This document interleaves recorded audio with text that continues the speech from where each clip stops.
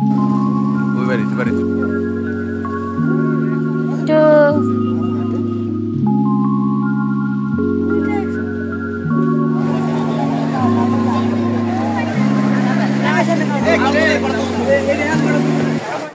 আসসালামু আলাইকুম, আবারও নতুন একটা ব্লগ ভিডিও নিয়ে আমি সাবিকুনার চলে এসেছি আপনাদের মাঝে। আশা করছি ব্লগটি আপনাদের বরাবরের মতো ভালো লাগবে। আমরা সবাই মিলে বেরিয়ে পড়েছি সন্ধ্যার পরে। আগের দুই ব্লগে কিন্তু আপনাদের সাথে শেয়ার করেছি কোথায় গিয়েছি এবং কত টাকা রেঞ্জ আর কি, হোটেল ভাড়া কত, সব কিছু ইন টোটাল শেয়ার করেছি। বিচে ভ্রমণ সব কিছুই শেয়ার করেছি, কুয়াকাটার সুবিধা অসুবিধাগুলো আমার যেটা মনে হয়েছে সেরকমভাবে আমি শেয়ার করেছি। যারা এখনও আগের দুইটি ব্লগ দেখেননি, অনুরোধ রইল তাদেরকে দেখে আসার। অবশ্যই ভিডিও দেখে লাইক করবেন এবং এখনও যারা সাবস্ক্রাইব করেননি চ্যানেলটি সাবস্ক্রাইব করে অল বাটনটা প্রেস করতে কিন্তু একদম ভুলবেন না। দেখতেই পেয়েছেন আমরা কিন্তু মাছ ভাজা খেতে গিয়েছিলাম। বাঙালি বলে কথা, বাঙালিদের ভাষায় আমি কথা বলতে খুব স্বাচ্ছন্দ্য বোধ করি। বাঙালি বলতে একদম গেও ভাষায় কথা বলতেই আমার ভালো লাগে। তো এখানে কিন্তু মাছ বারবিকিউ হয় না, মাছ কিন্তু ফ্রাই হয়। তো মাছ ফ্রাই করেছি, একটা হচ্ছে টোনা ফিশ নিয়েছিল আর হচ্ছে এখানে দেখতে পাচ্ছেন কাঁকড়া নিয়েছি। আমরা যেহেতু দুই ফ্যামিলি গিয়েছিলাম, তো আমার বড় ভাসুররা আর ভাবিরা কিন্তু কাঁকড়া খায় না। তো আমরা হচ্ছে কিন্তু কাঁকড়া পছন্দ করি নাই, বা পছন্দ করি বা না করি সেটা ব্যাপার না, কখনো কাঁকড়া খাওয়া হয়নি, সে কারণে কাঁকড়াটা খুব আগ্রহ সহকারে নিলাম। আর খেতে কিন্তু বেশ ভালো লেগেছে। আপনার ভাইয়াকে বললাম খেতে, তো সে প্রথমে খেতে খুব একটা ইচ্ছা পোষণ করেনি, পরবর্তীতে খেয়ে দেখে যে না বেশ ভালো খেতে। তো যাই হোক, আমরা সবাই মিলে কিন্তু মানে আমাদের ফ্যামিলি মিলে কাঁকড়াটা খুব এনজয় করেছি। তারপর আমরা মাছ ফ্রাই, কাঁকড়া, রুটি খেয়ে চলে আসলাম হোটেলে আবারও। তো আমার কাছে হোটেল রুমটা যেমন ভালো লেগেছে আর হোটেলের চারপাশটাও খুব ভালো লেগেছে। তো হোটেলে ঢুকতেই কিন্তু এসি বসানো, আর প্রত্যেক রুমে কিন্তু এসি ফিট করা আছে। আর ডাবল বেড যারা নেবে তাদের জন্য কিন্তু 2টা করে এসি আছে। তো যাই হোক, আমার কাছে ভালো লেগেছে, সব কিছুই কিন্তু মোটামুটি ভালো। তো এখানে এই যে ঢুকতেই রিসেপশন, তারপরে বসার জন্য অনেক বড় একটা স্পেস করা, আর এখানে কিন্তু পুরাটাই এসি করা আর কি, মানে রুমটা এসি করা, পুরা ফ্লোরটাই এসি বসানো আর কি। তবে ঘুরতে কিন্তু এখনই মজা, আবার রোদ্দুরও কিন্তু বিচে এখন। তো আমরা গিয়েছি, তারপরে হচ্ছে খুব সকাল সকাল ভোর 4টার সময় উঠে রওনা করেছিলাম। এই তো এখানে হচ্ছে আমরা যেখানে উঠেছি তার থেকে অনেকটা দূর ঝাউবন, তো ওখানে আমরা সূর্য উদয় দেখতে গিয়েছিলাম। তো দেখতে যেতে যেতে দেখা যায় সূর্যটা একটু উঠে গিয়েছিল।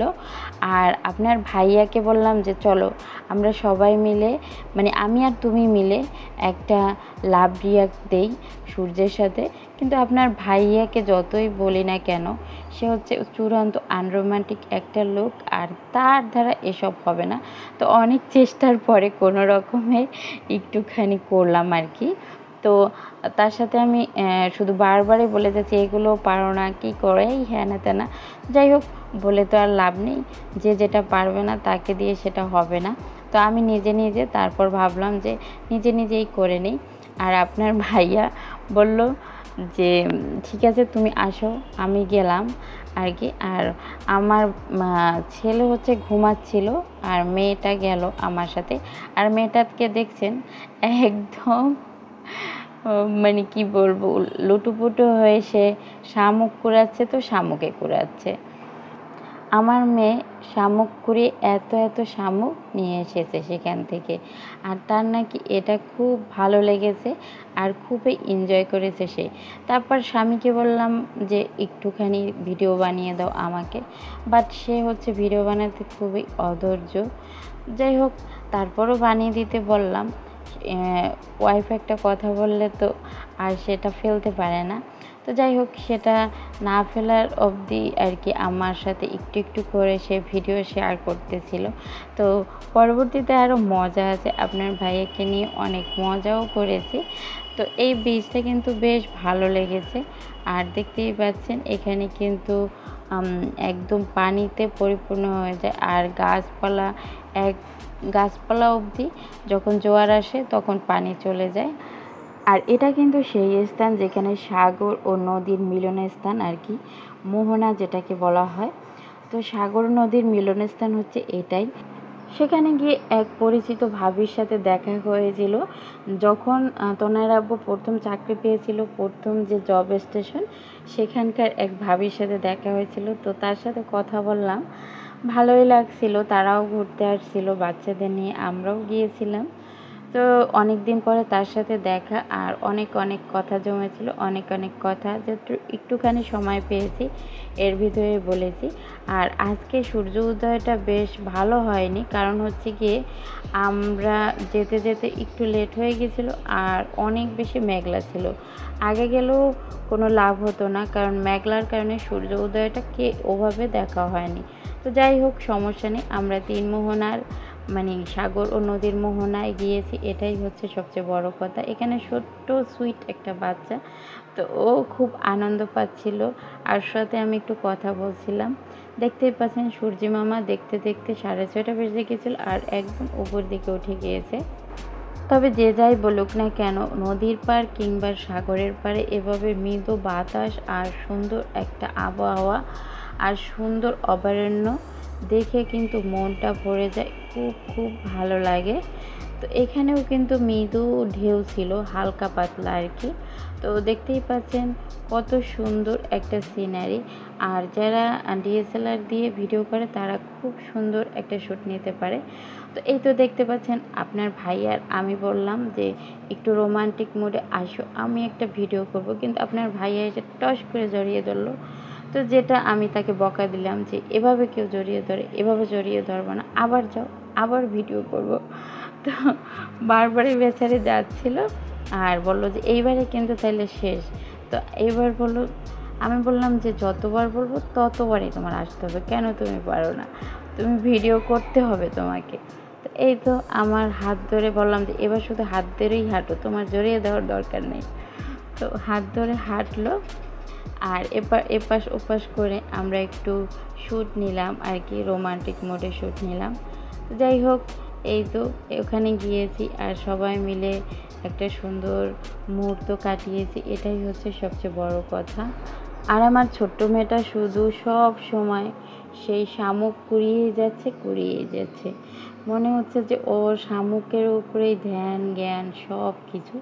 তো এই তো এখানে লাস্ট শ্যুটটা নিয়ে আমরা চলে যাব, চলে গিয়ে সকালে নাস্তা করব। আসলে সকালে নাস্তাটা শেয়ার করা হয়নি, তো বললাম যে আসো লাস্টবারের মতো এখানে কবে আর আসি, হয়তো বা নাও আসতে পারি, একটু স্মৃতি রেখে দেই। তো আপনার ভাইয়াকে ভিডিও করতে টানতে টানতে আনতে হয় যে কোনো কিছুতেই। তো যাই হোক, এই তো আমাদের এখানকার ঘোরা আমার কাছে বেশ ভালো লেগেছে, আপনাদের কাছে কেমন লেগেছে কমেন্ট করে জানাবেন। আর সূর্য উদয়টা ওভাবে না দেখতে পেলেও সিনারিটাগুলো কিন্তু চারিদিকে যে সিনারি সেগুলো কিন্তু বেশ মনোমুগ্ধকর ছিল।